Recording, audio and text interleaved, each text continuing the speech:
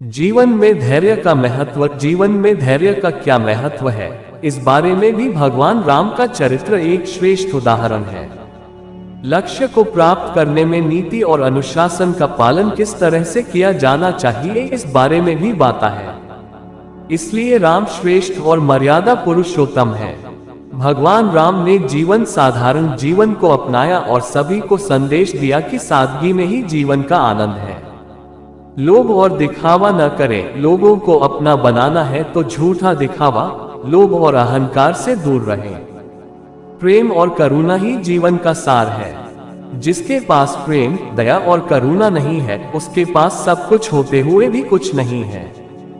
जीवन का सच्चा सुख पाने में नहीं, देने में है। जो दूसरों के दुखों को अपना समझ दूसरे की पीड़ा पर दुख महसूस करे, वही मनुष्यता है। मनुष्यता का त्याग नहीं करना चाहिए। लक्ष्य को तभी पाया जा सकता है जब व्यक्ति अवगुणों से रहित होता है। अहंकार का त्याग करे। रावण विद्वान था, उसके पास सोने की लंका थी और शक्तिशाली भी था, लेकिन रावण का सबसे बड़ा अवगुण यही था कि वो अत्यंत अहंकारी था। अहंकार व्यक्ति का सब कुछ नष्ट कर देता है, इसलिए अहंकार से दूर रहें।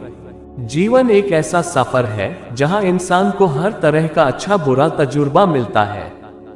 अच्छे पलों का तो हम भरपूर आनंद उठाते हैं, मगर मुश्किल की घड़ी में हम अक्सर अपने भाग्य को कोसने लगते हैं। क्या ये करना सही है? बिल्कुल नहीं। वक्त कैसा भी क्यों न हो, अपने साथ साथ कोई न कोई सबक जरूर लाता है, किंतु हम उस सीख को समझ पाने में सक्षम नहीं हो पाते, जिस कारण हम हमेशा अपने जीवन काल के उस समय में खोए रहते हैं, उससे उभर नहीं पाते जिसने हमें दुख दिया हो। ऐसा करना गलत भी नहीं है। कहते हैं अपने जीवन में आए अच्छे बुरे वक्त को हमेशा याद रखना चाहिए, पर इसका मतलब ये नहीं है कि आप अपने बुरे वक्त को लेकर बैठे रहें, बल्कि प्रत्येक व्यक्ति का ये फर्ज है कि वो अपने जीवन काल की मुश्किल घड़ियों से सीख ले और आगे बढ़े। हिंदू धर्म के तमाम ग्रंथ और शास्त्र इस बात का प्रमाण भी है कि चाहे मनुष्य हो या भगवान, हर किसी को कठिन परिस्थितियों का सामना करके आगे बढ़ना पड़ता है। इसकी सबसे बड़ा उदाहरण है श्री राम जी की जीवनी। शास्त्रों में भी इस बात का उल्लेख मिलता है कि न केवल मनुष्य को बल्कि प्राचीन काल में भगवान ने अपने जीवन को सफल बनाने के लिए कड़ी से कड़ी परीक्षा दी और उसमें सफल हुए। मगर ऐसा क्यों हुआ, क्या आप जानते हैं? इसका पहला कारण तो ये कि उन्होंने कभी धीरज नहीं खोया। दूसरा, विकट से विकट घड़ी में उन्होंने अपनी सूझबूझ से फैसला लिया और सदैव समय से सीख हासिल की। कहने का तात्पर्य केवल इतना है कि हमेशा अपने आज में जीने का प्रयास करें, क्योंकि जो बीत गया वो कभी लौट नहीं सकता। अगर आप उसके दुख में रहेंगे तो जीवन में कभी कुछ हासिल नहीं कर पाएंगे। तो अगर जीवन में कुछ पाने की कामना रखते हैं तो आज ही अपने भूतकाल से बाहर निकलकर अपने आने वाले भविष्य को उज्जवल बनाने के लिए पूरी निष्ठा से कार्य कीजिए।